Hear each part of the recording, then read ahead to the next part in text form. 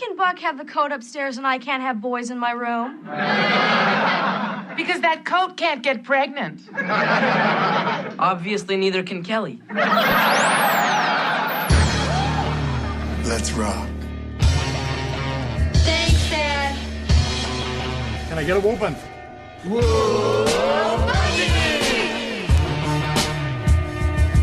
No Man presents, live from the nudie bar, the Married with Children podcast.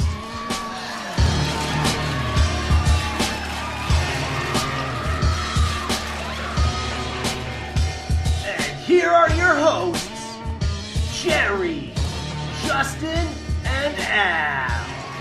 Hey guys, it's the Married with Children podcast. Here we are. It's Wednesday. We are in the nudie bar and we are getting our fortunes told while eating and or drinking Tang. My name is Al. I am here with the guy who is happy to hear that a fur coat can't get pregnant. Jerry, what's up, man? But they are really expensive and ruined by red paint. That they are. And we're also joined by the guy who found a wallet in the mall, and he came here on his own time. Justin, what's up, man? Are you going to give me a tip by chance? Well, do you want that fur jacket? No, I'd like some cold hard cash. Bud, can you take care of that? I 100% was like trying to guess which one you were going to give JP, and I thought it was going to be, and the guy who wants to do a wet t-shirt contest with all the wives. Oh, yeah. Well, that's me, actually. Oh, okay. Well, fair enough. I can't introduce myself. That would just be weird. Fair point. So, yeah, guys, we are reviewing The Gypsy Cried. This is Season 3, Episode 8 of Married with Children, and it aired on February 5th, 1989. So, the synopsis of this episode: after a birthday party, fortune teller predicts luck for everyone else, but doom for... Wait, did it say birthday party fortune teller? Wow. And why am I giving these people the credit of even reading this? Well, I guess she technically, maybe on her business card, it says birthday fortune teller, but at no point do they call her a birthday fortune teller, and at no point is it anyone's birthday in this episode. So, a fortune teller that was hired by Steve because he thought that was better than... What did Marcy want? A caricaturist. Character artist, which he thought would offend people. Upset them. A fortune teller tells them all their fortune, and unfortunately for Marcy, it is very bad fortune. But on the good side, she gets to go to New York to help with the keynote speech that her boss is going to write. Unfortunately for her, it involves flying to New York City. It sounds like you're reading that. I am not. I'm looking at... it did sound like you were reading that. I legitly was not. That's odd. Okay, well, this was directed by Jerry Cohen, the legendary director of Married with Children, written by Richard Gurman and Michael Moy. Hey, we have some goofs here. Do you notice that or no? I didn't notice it while watching. I never noticed those small goofs where it's like, you can see the shadow of the boom mic. Right. Like, I didn't see that. I barely ever actually noticed the boom. Like, I read about it all the time. Boom mic visible at 62 seconds of scene 1 or something. But I never notice it. And then one time when I actually do notice it, I'm like, holy shit, it's the boom mic. Yeah, like, just so everybody knows, the one unique part of our show is that there really is nothing for us to go on.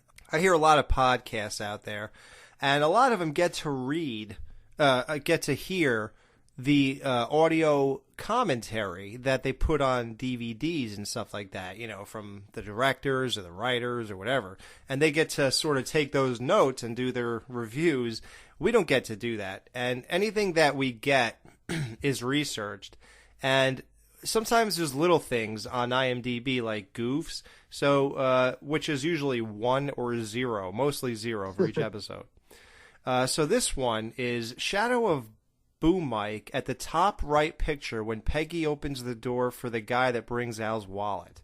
So, I mean, that's not that great. There was one time I mentioned one with Kelly, but I just do it because it's there, so whatever. So, let's start this episode. Al and Peg get thrown out of Marcy's party she's having at her house. They weren't actually invited either. And they stole a tray of food. What was that food? Was it like lunch meat? Yeah, like rolled up salamis or something. Yeah, it looked like one of those party trays you get that just have like crackers and pepperonis and then like slices of cheese, all garnished on lettuce for some reason, which I don't understand because no one's going to eat that lettuce. Nobody. And Marcy treated it like, when they took it, as if there'd be nothing else. Yeah. She was like, well, I have to go make food or something. Like, she actually went to and why would you go in there for a refrigerator to get food? Excuse me, Al, but the party just started. I'll need the food back. Oh, sure, Mars. Cheers!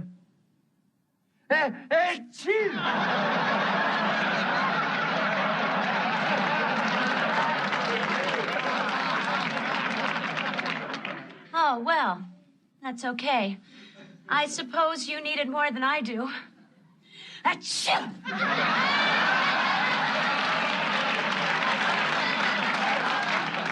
I'll just find some ginger snaps. Here's my thing. She doesn't take the food back when Al sneezes on it, and then she sneezes on it too, which one, I 100% do not think that would stop anyone in the Bundy house from eating it.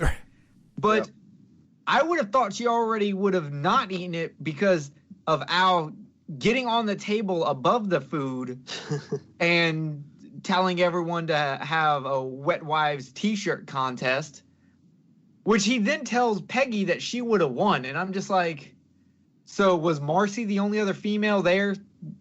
Because that's the only way I see Peggy winning in Al's eyes. Yeah, do you think Fluffy was there?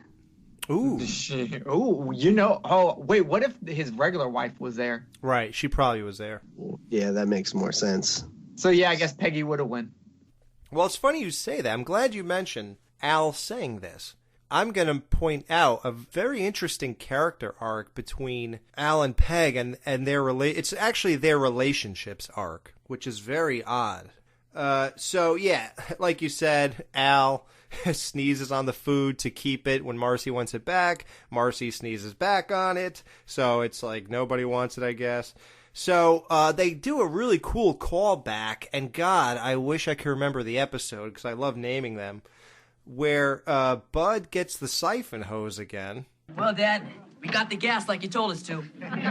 Don't worry. I don't think anyone at the party saw us. They were too busy watching Buck mount Mrs. Vandergilder's fur coat. Can you believe that all this came from one Rolls Royce? Oh, hi, Mrs. Rhodes. Guess what? One of your guests' cars sprung a leak, and, young Bud and I thought that it was a fire hazard. So luckily we happened along with these gas cans and once again saved the day. Damn vandals. I think they keyed the cars, too. Kelly had a bright idea, which is really odd.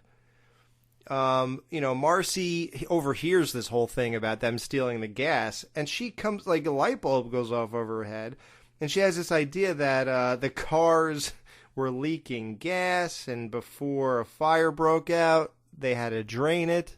Yeah, it wasn't the greatest excuse. So. It reminded me of her excuse she had about the school bus that she hijacked. Oh, please, let's not remember that. Holy God, that's bad. Okay. It's funny. Nobody said we were too hard on that joke, and good for you guys, because we weren't. And it's even, like, hearing about it again actually makes my brain hurt. So, like we said in the intro, Buck is making love to a fur coat over there. And then he runs in the house upstairs with the coat in the bedroom. I love Kelly's line there. Oh, no, Peg's just tops it off, but yeah. Yeah, Peg has the line. What was Kelly's line? Mom, why can Buck have the coat upstairs and I can't have boys in my room? Because that coat can't get pregnant. Obviously, neither can Kelly. Just wing on there. She squeaked through another month. Well, since we're all throwing stones here, we were really hurt not to be invited. It was just an oversight. No hard feelings, I hope? Let's go, Marcy. I want to get my fortune read by the psychic we hired. I hope I'm not intruding. She is incredible. Did you sense our presence here? No, I sensed you were leaving the party without paying me. Oh, no, Madam Olga, of course not. But as long as you're here, I haven't had a chance to get my fortune ready. Steve, please. I really think we should do this back at our house. No. Please. Sit down. I feel very strong vibrations here. Did you leave your toy running under the couch again?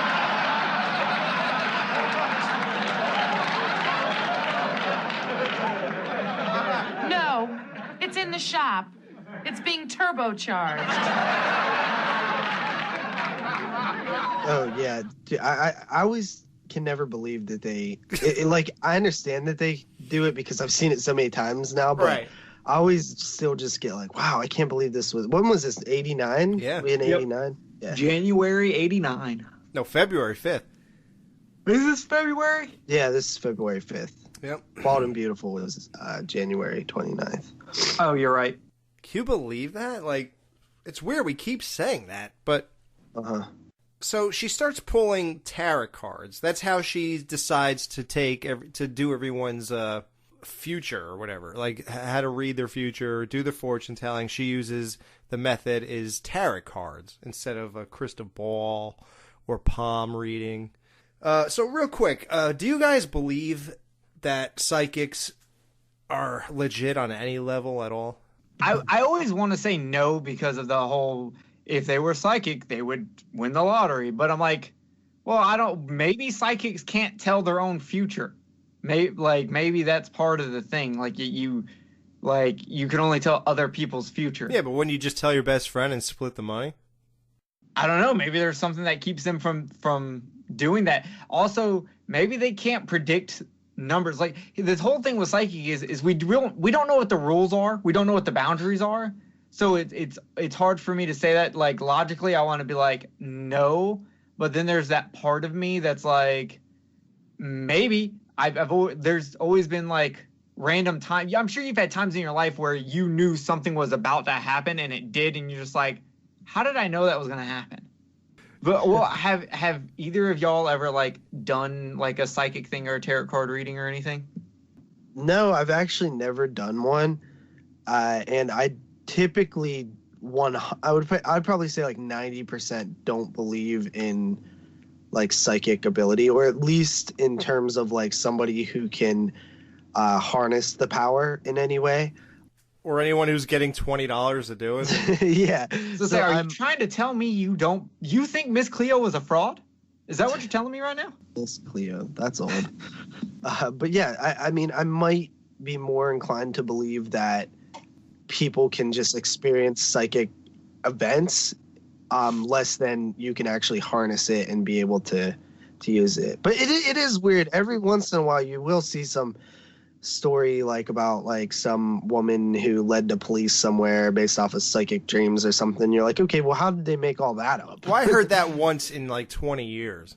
Like you would think you'd hear it every 2 weeks. Yeah, that's why I'm saying there's got to be like, I think there's a chance that it does exist, but it's got to happen so like slim to none that we really don't hear about it. Right. Like real cases. It's like ghosts. Like people take ghost pictures. If you want to believe in that, then you have to believe that if anyone's capable of taking one picture of a ghost, then we should be capable of taking millions and zillions. Like there is pictures taken every split second of the day. Ghosts are very camera shy, okay?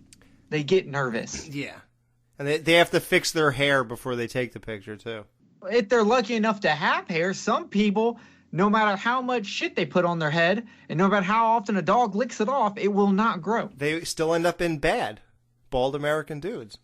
Yeah, exactly. Yeah. But I did have one experience with a tarot card reading I thought was interesting when I was watching this.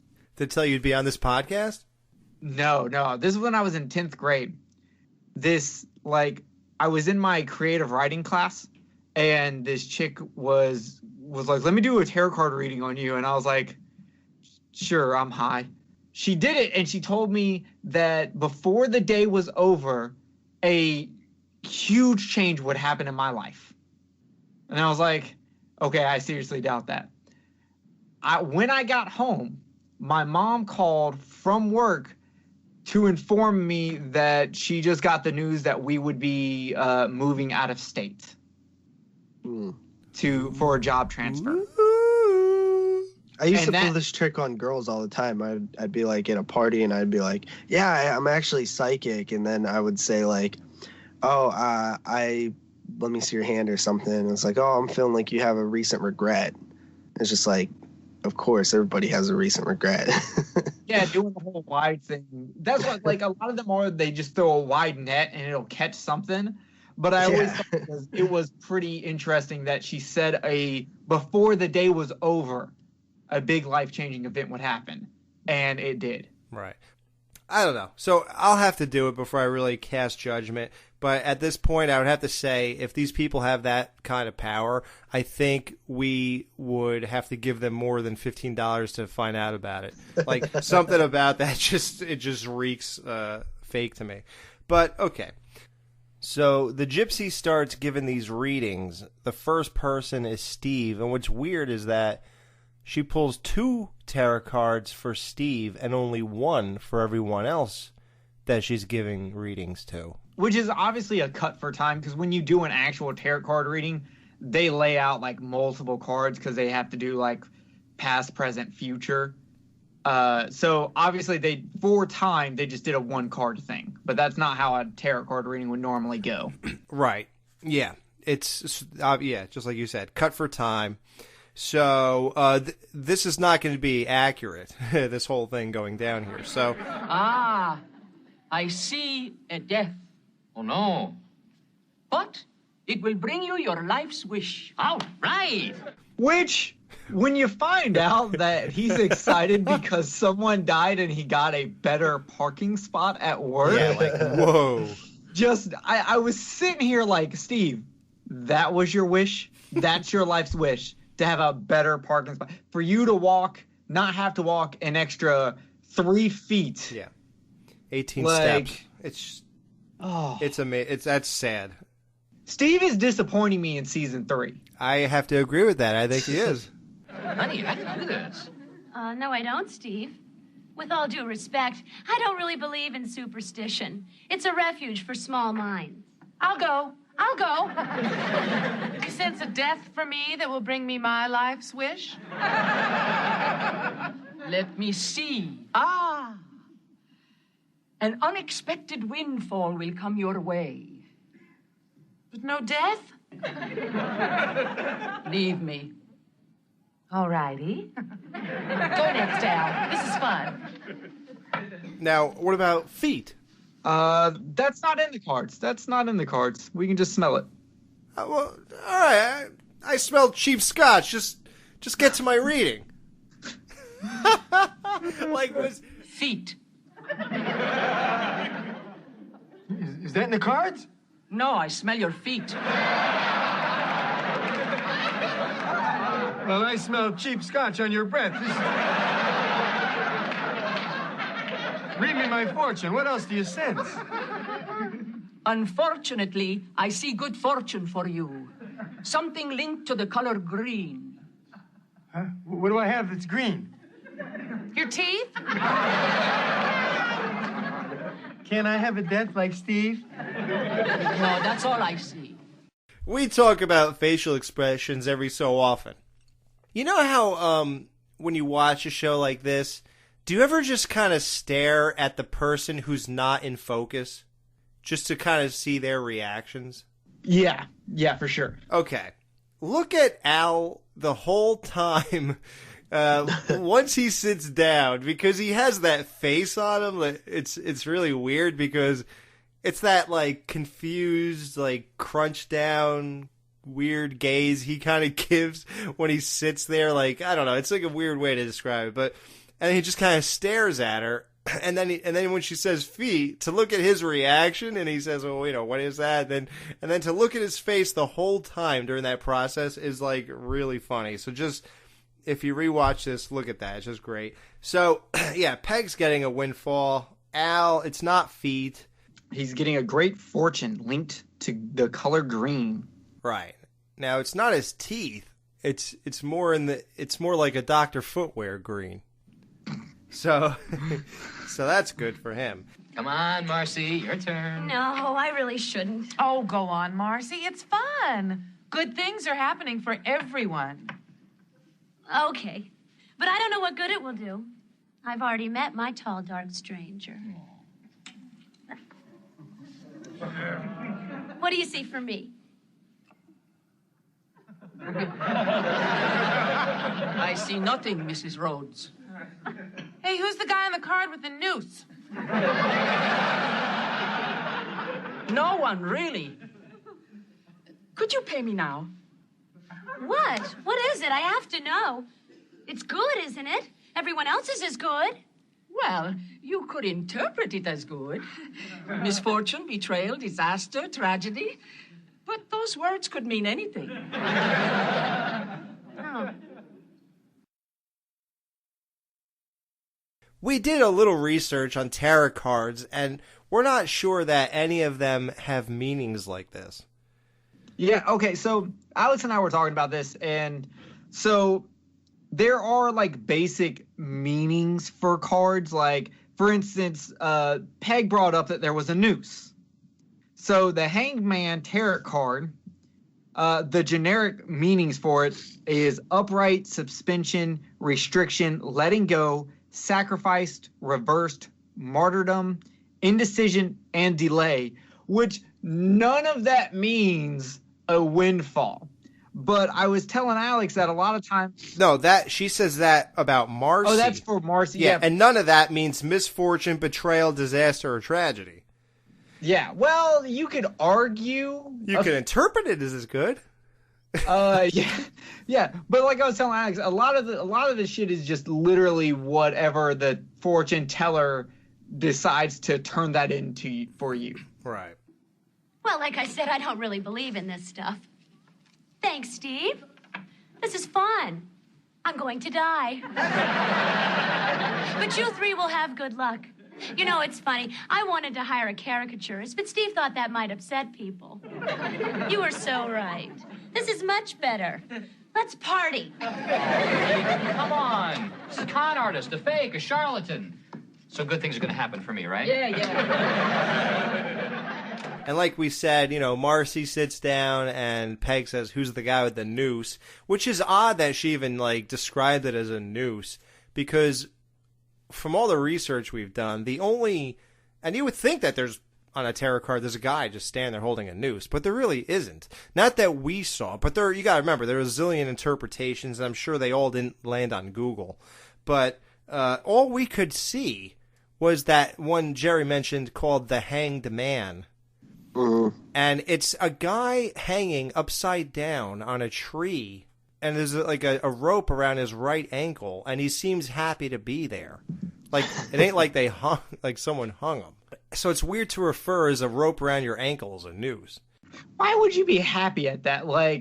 Are you look, Mom, I'm practicing my magic tricks. But like we said, that doesn't even mean anything that was described either. Jerry said what that card meant. It's just weird altogether. She's just pissed. Everyone else is thrilled because they all had good fortunes. Even Al and Peg, which is another weird character arc for them. So you gotta remember, them two and their relationship is very different than every single other Married with Children. Usually it's nothing but negative. The next day, Peg's home, and a guy rings the doorbell. See, you can't take these fortune tellers seriously. They just make up stuff. Mrs. Bundy? Yes? I found your husband's wallet in the parking lot at the mall. Oh, it's all there, ma'am. I didn't take anything. Oh, he will be so happy to hear that there are still some honest people left in the world. Oh, thank you. Excuse me, but I came all the way over here on my own time. Oh, I'm sorry. So she gets the drift. Isn't going to give him any money.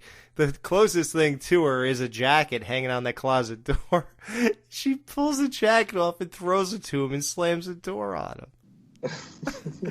Now, if you did this and you did the same exact thing this guy did, and somebody gave you a jacket, would you be okay with that? Like, it doesn't seem like that bad of a reward, except that it's used. I think I'd just be really weirded out. Like, I think I would just leave. I don't even know if I'd take the jacket unless it was like a really nice jacket. I think I'd just drop it and leave. Well, it's better than what the guy who brought the basket from the Schmitz got. That's true. So Peg's improving. Would you guys give back the money? If I found someone's wallet, I would honestly take all their money and put it in their mailbox.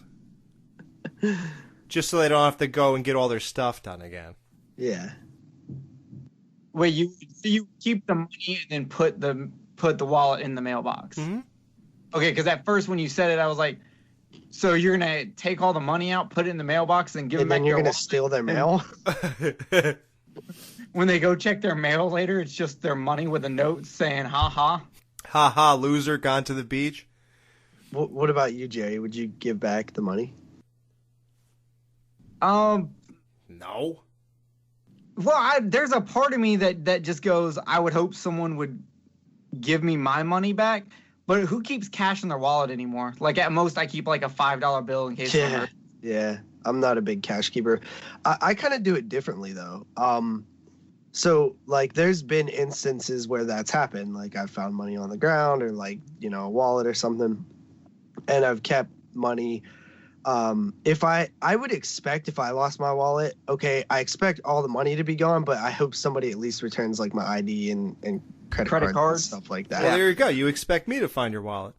Yeah, but also, like, the other day I was at a gas station and I bought 2 items that were like $10 each. I forget what it was. And as I was leaving, getting in my car, I was going to pump my gas. I also bought gas. I noticed on the receipt that I'd only got charged for one of the items. Please tell me you didn't go back in. I went back in because, look, here's why. I had been really lucky lately with finding money and finding, like, different, like, getting away with stuff. Like, I bought some Blu-rays and I didn't get charged for them and stuff like that. So I was like, I feel like I'm taking advantage of this. So just to keep my karma in check, I'm going to do the right thing. Turns out that lady, it was their first day on the job and stuff. And I felt good about myself for doing that because, like, she probably would have got maybe even fired because that's a pretty big thing to mess up on your first day. Wow. Have it short your drawer. But, yeah, this just happened like 2 weeks ago. Yeah, maybe I should think about my karma. All right. Well, mine's not been very good besides finding stuff, so I figured it wouldn't hurt. Well, maybe a black cat just walked across your path. That joke, while very funny, was so strange. Like, they don't acknowledge it. Like, Marcy's like, do you have a cat? No. Why do you ask? Nothing. I just saw the cat. Like, there's a cat in your house just randomly. Well, at least she didn't throw a knife at it like Bela Lugosi. Yeah, but the thing about it is I'll give it to him because if you ever go on the internet and search up cat stuff, there are a lot of people that wake up and a cat got in their house and it's just, like, laying next to them. Like, this is a common thing that happens. Can you believe it, Marcy? A windfall, just like the Gypsy said. I'm so happy for you. Oh, don't be ridiculous, Marcy. Nothing bad ever happens to you. You're the luckiest person I know. Hey, guess what happened? You remember that fortune teller Sid Green? Well, I saw this horse, Gangrene, running in the 3rd race today. He went off at 20-1, and I won $200. That fortune teller really knew what she was talking about. He saw a horse named Gangrene, and he decided to... Why would you name it that? Now, here's what doesn't make any sense about it. Well, it's 20-1, and he won $200. So for all your mathematicians, how much money did Al put on the horse? 10. Thank you. Okay, good. I was hoping. I was like, oh God, I hope nobody gets that wrong. It's a good joke because Gangrene, you know, Al sort of dirty that way, I guess, with the showering or whatever. And so it's dead tissue caused by an infection or lack of blood flow. So that's pretty perfect for Al to bet on a horse called Gangrene. The only weird thing is it's not the color green. It's because gangrene is only one word, and it's Grene. So it's not green. So none of that really makes sense. That's just them playing with words and just figuring that who cares, which I don't care. It's not like I'm not subtracting 0.5 on this episode for that. I'm going to die. Oh, Marcy. I'm sure she was wrong. Steve was the only one she went into detail with, and nobody has died yet. Guess who just kicked the bucket? Only the man with the best parking space at the bank. Meet the new man with the best parking space at the bank. He always said I'd get that space over his dead body. See you at the funeral, Simpson. Boy, that gypsy sure knew what she was talking about. She sure did. Now, can we just talk about Steve for a minute here? If we have to. Okay, I'm going to go right to Justin because you're probably going to sugarcoat this with rose-colored glasses. What does that tell you about Steve, Justin? A man died, and Steve is celebrating because he could take 18 less steps to a door. I would say that makes Steve a pretty bad person.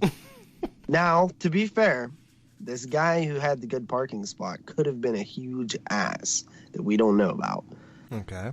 You know what I mean? So, but I mean, at surface value, it looks like, to be legitimately thrilled that you got a better parking spot is one, weird, to be that thrilled. And two, once you find out that it's because somebody had died, right? Well, that's just messed up.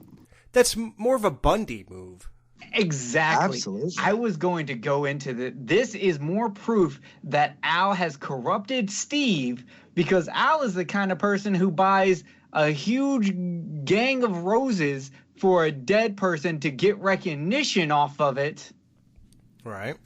That's how he treats dead people. His son in the next episode treats dead people poorly. Ugh. This is the Al Bundy corruption on my man Steve, which is greatly affecting his character in season 3. I have to agree. I mean, I don't know what we're supposed to think of Steve. That Steve is as much as we said that his character was the most accurate to how David Garrison portrayed him, I almost feel like I don't know who Steve is anymore, because the crap he pulled in season 2 with Marcy and making her a slave, the stuff he's done, the clothing he's do not bring it up. No. Moving on. Yeah, I just don't know if he's coming or going. I don't know anything about Steve anymore. I won $200 on a horse. Yeah, and I got the best guy in the whole world. So we're all winners. Why is everyone looking at me? Because you're up next. Smooth, Al. Don't you think she knows disaster is going to happen to her? Yeah, maybe it's not even safe to have her in our house. Oh, no. I'm not taking her to my house. I don't even want her around my parking space. Again, Al turning to Marcy and just gazing at her. She goes, "What are you all looking at me for?" And he goes, "Well, because you're next." How amazing was that acting? Just the way he looked at her with that, sort of scary, sympathetic. He conveyed everything you're supposed to convey in one look. It was pretty amazing. That whole scene is amazing once Marcy starts going into how she's going to crash into the ocean and then can't get into a lifeboat because all the bigger girls are going to bully her. And then Al walks up to her and goes, let me fix this. And it's like, you don't have to worry. There's no ocean between here and New York. You'll just hit a mountain and disintegrate. She won't even feel it. Yeah. Your boss, Mr. Vandergelder, called. And of all the employees at your bank, he wants you to accompany him when he makes his keynote speech at the Women in Banking Convention. Really? Me? Ha! I spit in Madame Olga's eye. Stupid gypsy. Glad I stopped payment on her check. Let her rot in hell because I'm going to the top. Where and when, Steve? Tomorrow night, 7:30, New York City. I love New York City. If I can make it there, I can make it anywhere. How am I going to make it there, Steve? On a plane, you're flying. So that's how you're gonna die.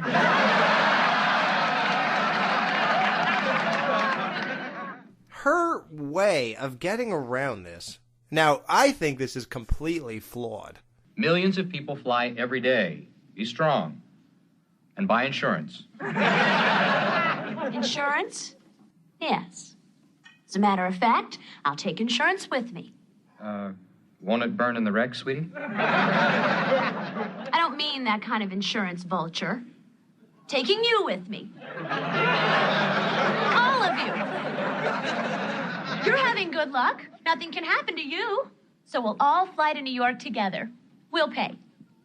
Oh, well, we're going to New York. Free. Well, I guess if it'll make you feel safer, we can afford 4 coach tickets. Excuse me here, Steve. Bundys don't fly coach. We fly first class or we don't fly. Done. First class? I thought I'd have to wait for my second husband to fly first class. She feels that if she just has Al and Peg tag along, like, I don't know if Steve was always going to go, but I guess he is now. Oh, no, wait, yeah, she didn't even know she was doing this. So there was no plan, I guess.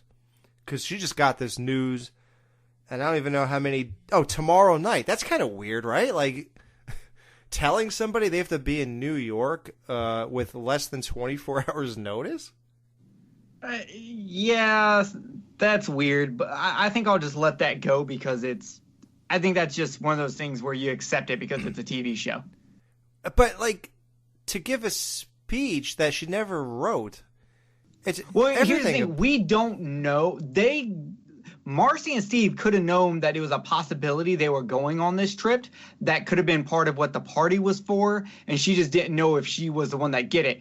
If you had this tarot card reading, yeah, and everybody's thing came true, and then you get this news that they would like you to fly somewhere, and you had your reading, would you do this? Hell no. Right? I don't even believe in that stuff, and hell no. Right, well... What logic is it that you're going to bring the other 3 people who are lucky, but how are they still lucky? They got all 3 of their things fulfilled. Doesn't that negate the luck back to 0? What kind of logic is that? That's when I said I think the whole plan is flawed. That's what I was going to say. Their luck is over with. Yeah, are you saying the Bundys are going to be lucky for the rest of their lives? Get out of here. Right. Like, it doesn't make sense. Her whole plan is flawed. How are 3 people that got predicted exactly what they got, how are they going to guarantee that you don't go down in a plane crash? You know? Yep. Yeah, so it's funny. Wow, did you always think that, or when I said her plan is flawed, No, it's in my notes. Oh, okay. I thought I pulled the one pin that unraveled this whole entire episode. I didn't know you were going to go for that because I thought you were just talking about how it didn't make any sense, like the travel arrangements and last minute, all that. I didn't know you were going toward... Yeah, because I didn't... Yeah, I was building, yeah. Oh, well. It's okay. Listen, I'm sure you'll steal my thunder many a time. So that's Marcy's insurance. That's her, like, life insurance to bring these people along. But there's only one problem with this whole thing. The Bundys don't fly coach. Bullshit. I am calling. The Bundys don't fly coach. The Bundys would fly in the luggage department, okay? Yeah. The Bundys would, like, hop on like cockroaches. It should be the Bundys don't fly first class. Yeah, right? Yeah. Like, I understand they're milking the situation, but if I was Steve, I would have literally just been like, the Bundys... I know damn well you ain't never paid for first class. You would never even be lucky enough to get upgraded for free. Right. Yeah, it's crazy. So now there's another new set. Oh, the airplane set. Yeah, I guess we could list a couple. I just like to do this because I want to give, season 3 credit here. The show's picking up. We just did a special on Terry Recolta, so we know that the show didn't increase 110% in the beginning of season 3, but look what they've done. We've had a library. A sex shop. A sex shop. We've had a football field. We've had a log cabin. Oh no, they did that in the shoe store. The Bald and the Beautiful. Yeah, that was in the shoe store. And now we have an airplane. And next week, I'll just say it. Oh wow, I could say the next 2 weeks. Oh my God, dude. I gotta stop looking at this. There is a set change 7 times in a row. Wow, that's big for them. I'll just say it real quick. Barbershop, a courtroom, a restaurant, a school. Whoa. You see a salon. Right. A dance stage, and a fast food restaurant. That's great. Yeah, because that's one of the things that I noticed when I think it was like the football field where I was like, oh, it's so nice to get out of the Bundy house and the shoe store, and I think in the first, 2 seasons, obviously, they didn't go out much, but that's interesting that they, now they're full force with it. They're like world travelers in season 3. Now, here's the thing. I don't feel claustrophobic. Do you guys? No. Okay, yeah, because I don't really feel that way, but it is nice to leave. But Marcy is stuck writing Van de Gelder's speech on the plane. This guy Van de Gelder, is he like a famous actor? Mediocrely. He's played by F. William Parker, who, if you're a horror fan, you've seen him in Jack Frost. If you're an Ed O'Neill fan, you've seen him in Little Giants. And if you're a TV soap opera fan, you've seen him in General Hospital. Oh, okay. Is he alive? I don't think he is anymore. Right, he's kind of old. He's old. So he's on the plane with, I'm having a hard time describing her, but her name is Fluffy, which is ridiculous. Yep. Like, what chick goes by Fluffy? Like, who in their right mind thinks Fluffy is a sexy name for a chick? That's a cute name for a dog.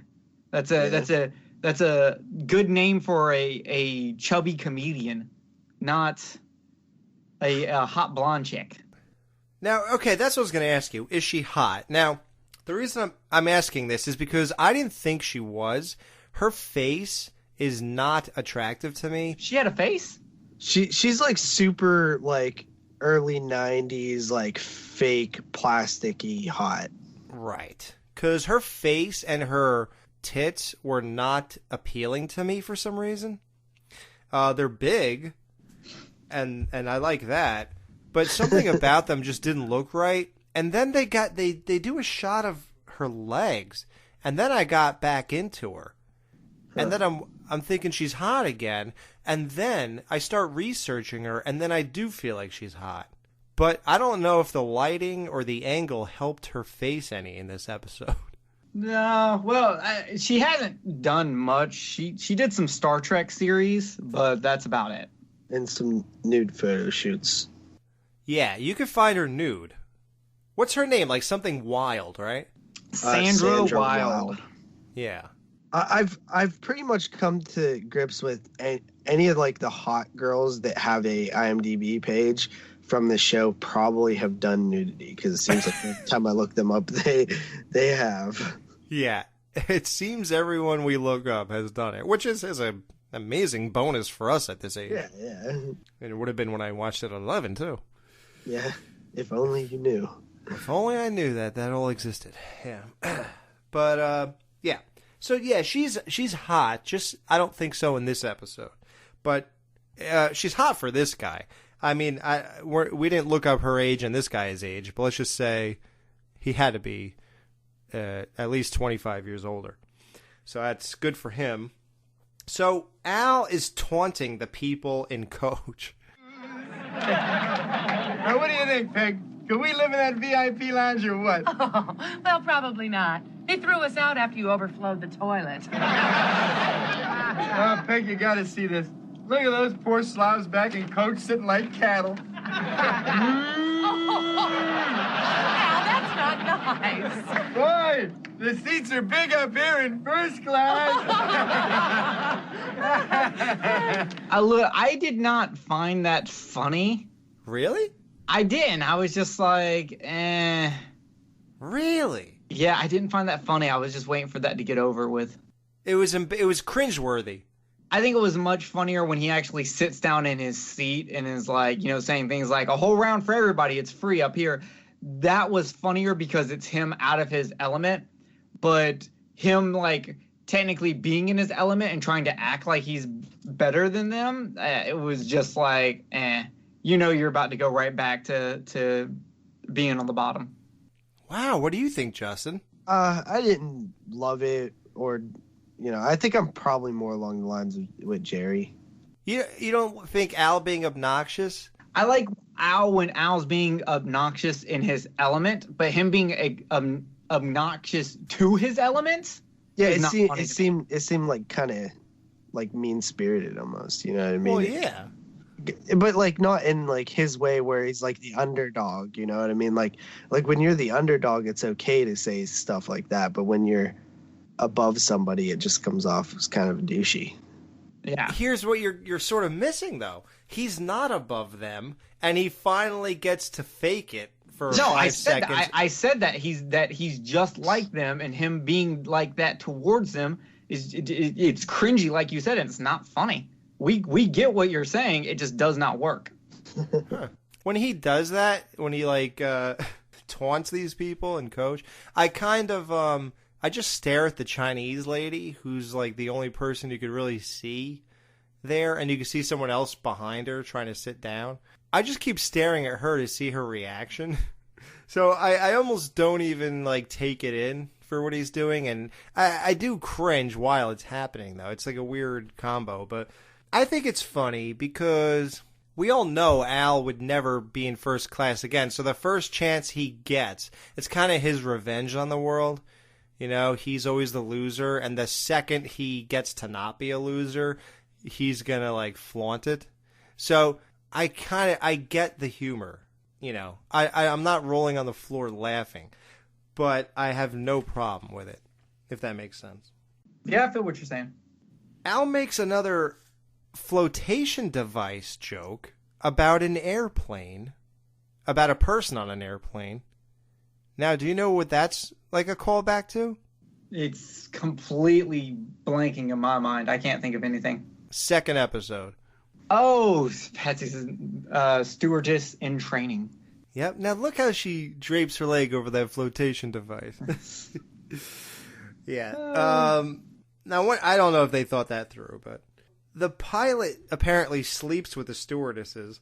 The conversation between the flight attendant and Marcy is one of the funniest lines ever. It is my favorite line in the whole show. She goes, "Is the pilot any good?" And she goes, "Oh, his hands are gentle, but oh so rough."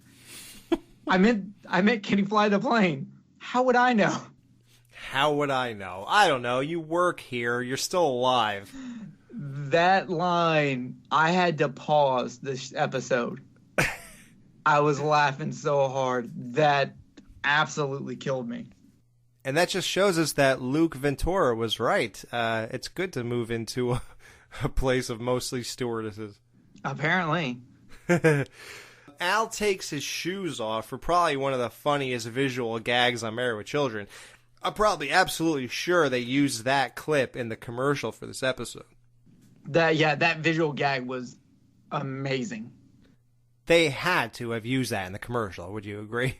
Okay. Yeah, that's the best non-Buck visual gag they've had so far. Yeah. Now, what are those things that came down from the ceiling? Is that to breathe? Is that like breathing into a paper bag? No, it's actual oxygen. Oh, it's it an is. actual Okay. oxygen mask that will give you oxygen. Okay. Well, that works then. It's time for No Ma'am to take a little break in the jiggly room. I'm the DJ, and I'm gonna play a little bit of music that was on this week's episode of Married with... Mom, why can Buck have the coat upstairs and I can't have boys in my room? Because that coat can't get pregnant. Obviously, neither can Kelly. Let's rock. Thanks, Dad. Can I get a whoopin'?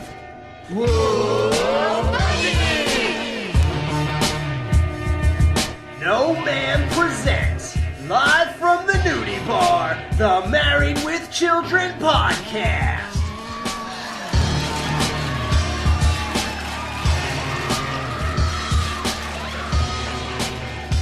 And here are your hosts, Jerry, Justin, and Al.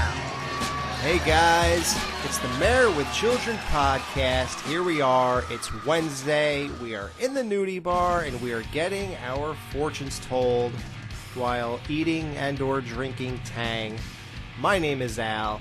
I am here with the guy who is happy to hear that a fur coat can't get pregnant. Jerry, what's up, man? But they are really expensive and ruined by red paint. That they are. And we're also joined by the guy who found a wallet in the mall and he came here on his own time. Justin, what's up, man? Are you gonna give me a tip by chance? Well, do you want that fur jacket? No, I'd like some cold hard cash. Bud, can you take care of that? I 100% was like trying to guess which one you were going to give JP, and I thought it was going to be, and the guy who wants to do a wet t-shirt contest with all the wives. Oh, yeah. Well, that's me, actually. Oh, okay. Well, fair enough. I can't introduce myself. That would just be weird. Fair point. So, yeah, guys, we are reviewing The Gypsy Cried. This is Season 3, Episode 8 of Married with Children, and it... Steve, I just want you to know I love you. And if only one of us has to go, I hope it's me. Don't you feel the same way? If that's what you want, I hope it's you too. Miss Rhodes, the speech is still unacceptable. Do it over before we land. Can you believe this guy? Miss Rhodes, get me a pillow. I'm going to die in a blazing furnace and he wants a pillow. Her fortune's coming true. She's going to crash. And this guy, Vandergelder, in the midst of this, asks her to write her speech over again because he doesn't like it. And he didn't hear anything that was said over the intercom by the pilot, much like Al and Peggy didn't. So he has no idea what's going on. And I'm assuming a guy like him has flown a lot, so he just thinks it's just some turbulence. Right. Because, yeah, it's all about her point of view. And I love how number one, the guy flying the plane, not only does he sleep with all the stewardess, but he says... I like how he also tells the co-pilot, he's like, well, you should know what to do. You took the test for me. You fat pig! I work my fingers to the bone for you. I'm a bank manager, damn it, not your handmaiden. But do you appreciate me? No. It's always get me coffee, write my speech. Here comes my wife, pretend Fluffy's with you. Well, I'm sick of it. And I'm sick of you, Vander Duty. I've done a lot of low things for you, but when I meet my maker in a few minutes and he asks if I've done anything good, I'll say yes, I did this.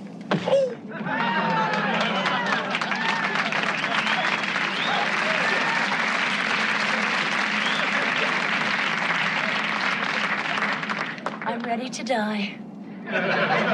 Well, we seem to pull out of that one. I'm happy to say we're on our final approach to JFK and we'll be landing in 10 minutes. I hope you enjoyed your trip. We're gonna live! We can't! You said we were gonna crash! Now you say we're not! What kind of a pilot are you? Steve, I'm never flying this airline again. Steve, what have I done? I'm ruined. This is what the gypsy meant. Disaster. The end of my career. So Marcy walks over and tells her boss off and then punches him in the face. And she said that she split his lip like a bunny. Do you know what that means? No clue. The only thing that I can think of is if you look at a rabbit, like they kind of have that little space in there. Oh yeah, kind of like if you're. Have you ever seen someone who has a cleft lip? Oh yeah. Bunnies have that like right in the middle, like saying like how we have those kind of two ridges. Yeah, it's like a Y. It's a big Y. Yeah. I never thought of it though. Wow. I did not get that, so thank you, Justin, because I would not have thought of that. I thought it was just a stupid line. Me too. Just like keep your own teeth as long as you can. Oh, Clark Gable. Clark Gable. We started looking up Clark Gable's teeth. I keep hearing the name Clark Gable everywhere now. Like, I was just listening to something that was talking about someone being a stunt double for him, and I'm like, why is this coming up everywhere now? When he regains consciousness, I know his first words will be, "You're fired." I wouldn't worry about it. Play your cards right. You might even get a promotion. I split his lip like a bunny, Steve. Yes, but you know something about Mr. Vandergelder that Mrs. Vandergelder doesn't. What's that? The fluffster. You look back over Vandergelder, and Fluffy is stealing money $1 at a time from his breast pocket in his shirt while he's knocked out. So that's just letting us know why she's there, as if we couldn't guess. The title of this episode is a reference, like almost every Married with Children is, and it's a reference to the 1962 song of the same name by Lou Christie. And speaking of songs, we had 2 songs in this episode. Alan Pegg sing the song Hey Paula by Paul and Paula, and they also sing the song I Got You Babe by Sonny and Cher. Yeah, I didn't listen to the song The Gypsy Cried by Lou Christie, but I really want to hear it now. Should we play that on this show instead of the songs that were on the show? Listen to the song first and make that call. See if it's any good. Okay. Yeah. Well, at this point in the episode, if you guys heard it already, what did you think? That means I liked it. Because although this is live, we somehow... never mind. So, yeah, we're live in the nudie bar. Where are you guys? We told you to come here. You know it's Wednesday. So, Al and Peg are oblivious to everything going on. They're having a great old time together, and they're blasting headphones, you know, living the good life. Why do the headphones look like stethoscopes, the things doctors use to read your heartbeat? I don't know. Like, did y'all notice? I legitly was like, are those headphones, or is that just like... It looks like a stethoscope. Maybe that's all planes had. Maybe that's how they had to run them. I don't know. But it's weird to me because at this point in time, I'm not used to...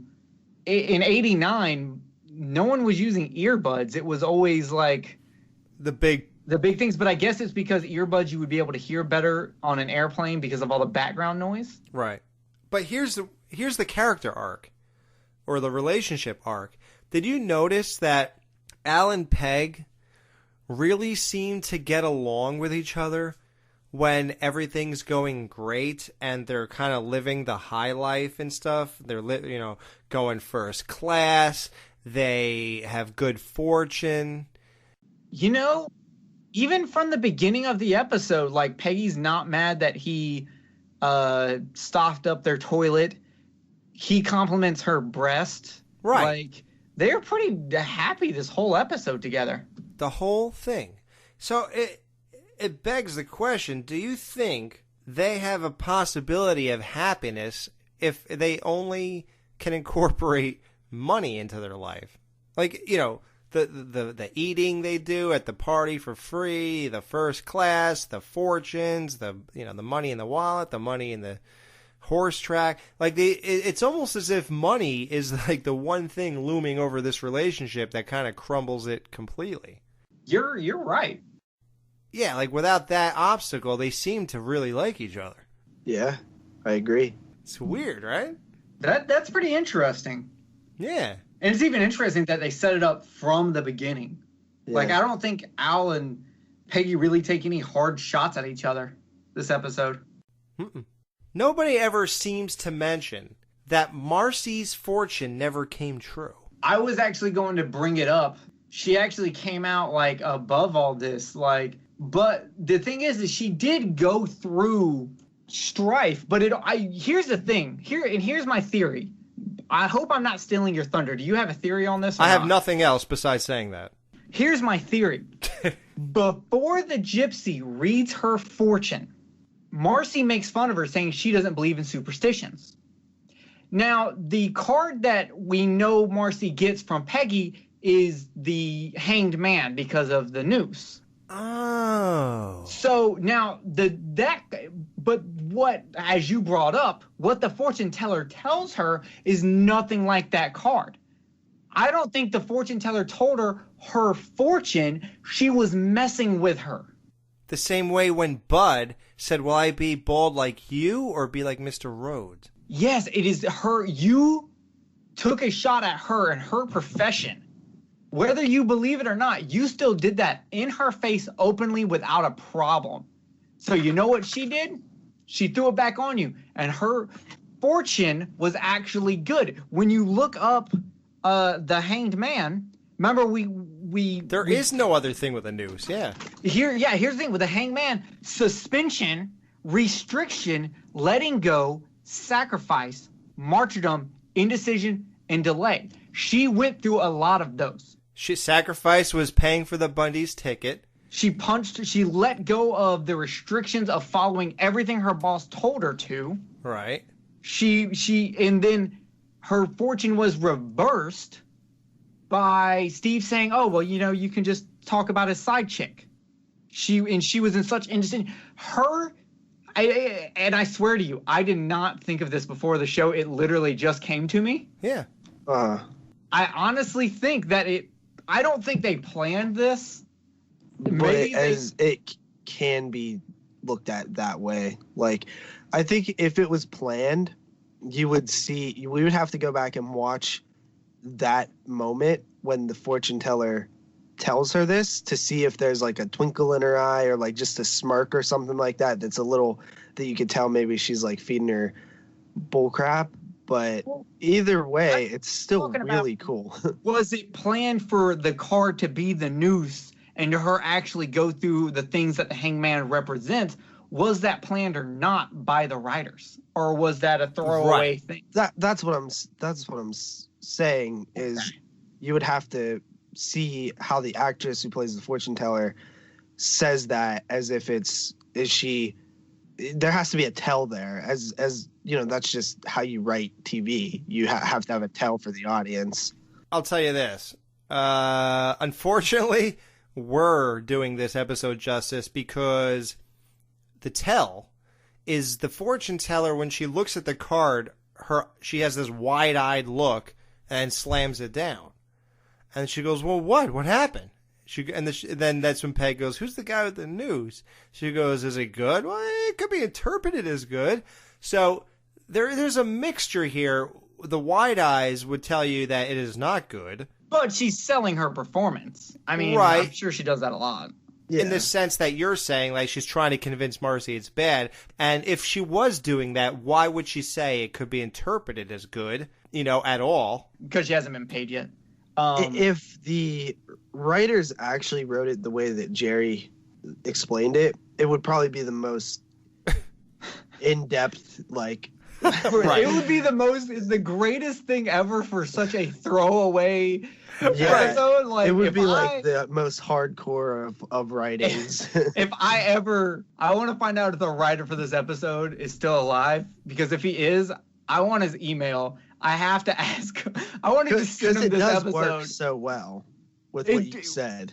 It really does. The meaning of the episode could be that fortune telling is bullcrap and there's just a bunch of coincidences, and the fourth one didn't happen because it's not real. I like Jerry's theory. That would be amazing if that was true. Yeah, I love what we've done here, but clearly we are doing this episode a ton of justice. So we'll be right back with our ratings. When you watched Batman as a kid, you enjoyed the colorful heroes and villains, the text sound effects on the screen, the thrill of watching a heroic crime fighter escaping from death traps and taking down bad guys. But the show was devised to interest adults, too. What did you miss as a kid? Sexual innuendo. The penguin's too small for me. Closeted gay characters. I like that cape, Batman. Freudian death traps. Has the giant clam really swallowed Robin? Police incompetence. Bruce Wayne is a millionaire playboy. Hardly a secret identity for Batman. Whether you're a kid or an adult, there's something to like about our favorite Caped Crusader. Tim and Paul dig for the deeper meanings under the Batmania every first, third, and fifth Thursday of the month. What's the podcast's name? To the Batpoles. To the Batpoles. To the Batpoles. No Ma'am will be right back to wrap up this week's review. Be sure to join their Facebook group page for all the podcast news and updates. Just type in www.facebook.com/groups/marriedwithchildrenpodcast.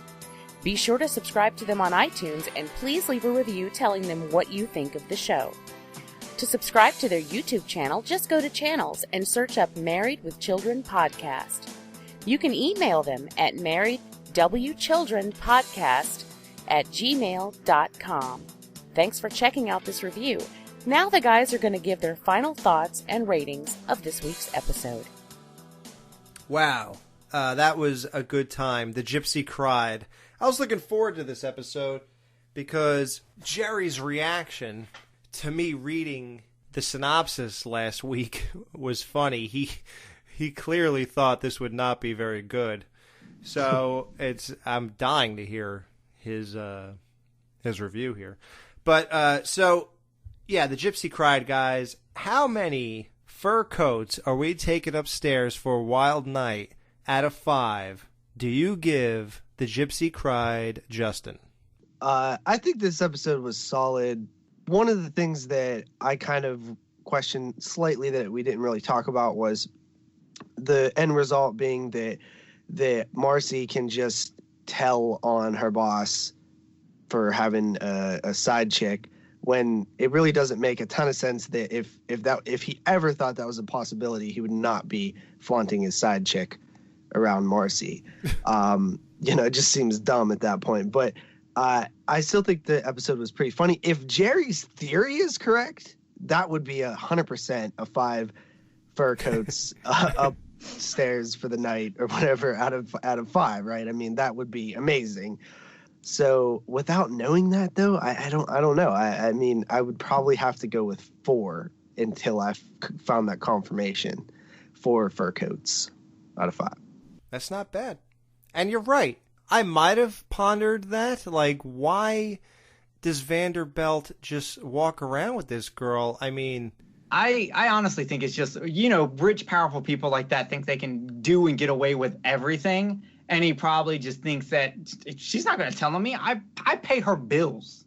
Right. Maybe he does it in front of people that he knows have something to lose by betraying him. Like, who'd want to lose? Let's just say. I just think Marcy's character, knowing her as like very against that type of thing, you know what I mean? Very, very. Yeah, the feminism thing. Yeah, the feminism thing. You know what I mean? But you're kind of right. I mean, he does pay Marcy is also always trying to move up in the company, so she would put on a power dress and deal with it. And write a speech. Yeah, or write a speech, or clean the fish guts off a dress. Yeah, you never know. Okay, so how many fur coats are you taking upstairs out of 5, Jerry, for this episode? I have my rule. I don't give a 5 out of 5 unless there's something super iconic. So I couldn't give it a 5 out of 5. I was going to do a 4.5, but I had to deduct that 0.5 for that one cringy owl scene. So I'm giving it a solid 4 out of 5. I love this episode. I think it's great. This is an episode I will come back to for sure. I already want to go back and rewatch it right now just to check and see if there's any more evidence. Yeah, if there's any more evidence that then you would up to a 5, right?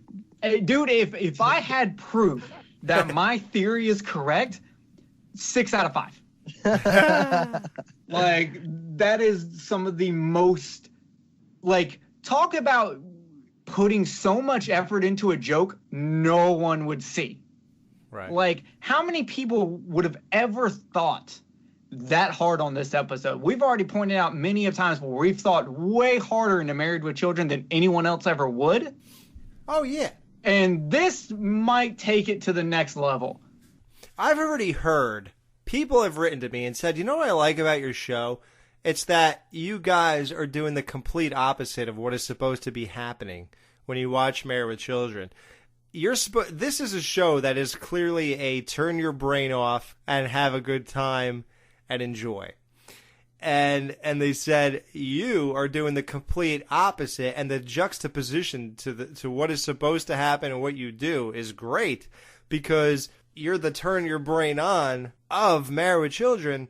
So we think of things that you never would have thought of. Like, who would ever even contemplate anything about this? Like, I think the example that was given was when that episode where Al was trying to hide the money all over the house, and we were like dissecting it and picking it apart. They're like, well, who would even think of these things? But sometimes that works out for the worst, which is rarely, but it usually works out for the best. And in the exploration of the episode. So people really like that. We have like a weird strong suit for doing this. So yeah, turning your brain on or off, I'm just going to say for myself, the Gypsy cried. I've always liked this one. I feel like they're really stepping outside of the norm. I like the idea of bringing in a Gypsy, everybody getting these ratings, how whimsical it is that they all come true. Then the way, like I said, Al looks at Marcy, well, you're next. Hold on, I don't want to I hate to interrupt you, but no, go ahead. Marcy doesn't believe in superstition, but she believes that Al's sweat proving that Elvis is alive is real? Well, I did say that. Didn't I say, oh, well, Al's sweating, well, that means, of course, it must be true. Well, no, I know, we just made fun of her for it. Right, but yeah, right, her thinking process, yeah. Where she's like, I don't believe in superstition. I'm like, yeah, but you took that as an omen with no issues. Even Peggy was like, come on, that's not real. And you convinced her, who was already trying to convince everyone that she saw Elvis. I think it's what Al said. People see what they want to see. Like, men only see UFOs and women see Elvis. I think people just believe what they want to believe a lot of times. I guess so. I just had to bring that up. Go back to your rating. I'm sorry. No, it's great. Because I don't know why she doesn't want to believe this. I mean, I'm sure if the lady said something positive. Maybe if she said something about Elvis, she would believe it, because Elvis over everything. Except for you, because you hated that episode. Yeah, you didn't like that episode. That's funny. Yeah. So, yeah, all their stuff coming true. The premise of getting on an airplane, and that's how she's going to die. I mean, talk about building great suspense. Because now we're just dying, no pun intended, to see what happens when she gets on the airplane. And then you got the airplane, which is great. We all love when the Bundys and Rhodes get out of the house. Not that we mind them being in it. And we better not, because we have about 7 seasons of them being in it. Or 8, I think. I think it's all around really strong. There were no jokes that didn't work. We cleared up the bunny split lip thing. There are some odd things, like, you know, the fluffy, why is she there if it's a secret, and Marcy's cards never came true, unless his amazing theory is correct.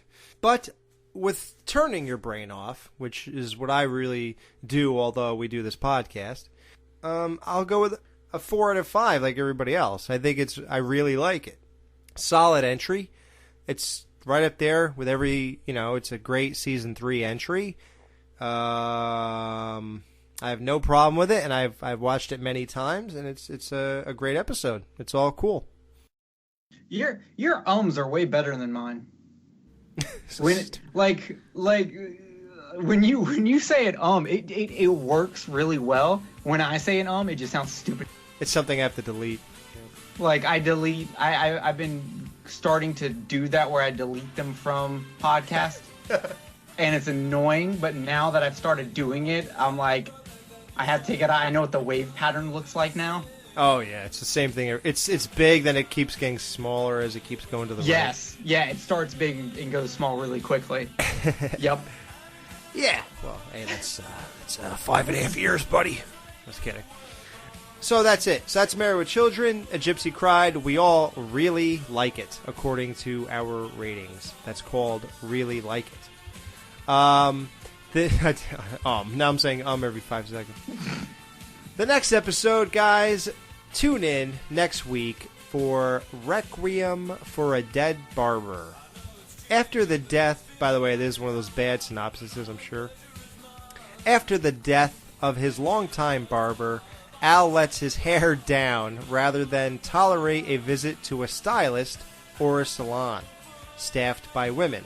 When Al backs down and See, that's just giving too much. This is like, you should have just stopped it at not getting his haircut and going to the salon. Why would you give away that he has? That's like if we went back to the phone bill episode and we're just like, but eventually he pays the phone bill to keep Peg's mom from showing up. Like, just stop. Who writes these? I actually had to delete something I said last week in an episode because when I'm reading the thing, you read the description for The Bold and the Beautiful, and it tells you in the description that Marcy gave him the coupon. When you read that, I actually deleted the word Marcy twice. Wow. Because in case people don't watch this before they listen to us, I just wanted to save them the big reveal. Yeah. And this, you're right. I'm going to have to reverse my talk there, too. This is unbelievable. All right, guys. Well, you already got it. After his death of his longtime barber, Al would rather let his hair grow out than visit a salon. The end. We'll see you next week.